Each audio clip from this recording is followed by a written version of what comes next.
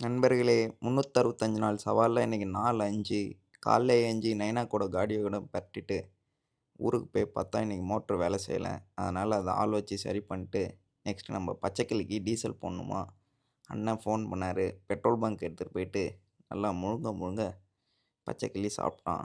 அதே பசியோட நானும் வீட்டுக்கு வந்து இன்னைக்கு ஒரு வெட்டு வெட்டலான்ட்டு மீன் குழம்பும், ரைஸும் எடுத்து சாப்பிட ஆரம்பிச்சிட்டேன். அண்ட் தென் மதியானத்து போல் சாப்பிட்டுட்டு ஒரு சின்ன தூக்கத்த போட்டு முடிச்சிட்டேன். அண்ட் தென் ஈவினிங் போல் ஜிம்முக்கு கிளம்பலான்ட்டு ஜிம்முக்கு போனால் இன்றைக்கி மாஸ்டர் செஸ்ட் ஒர்க் அவுட்டுன்ட்டாரு. அதனால் ஆரம்பத்திலே இன்க்ளைன் தம்பிள் ப்ரெஸ் போட்டு 3 செட்ஸ் கம்ப்ளீட் பண்ணியாச்சு.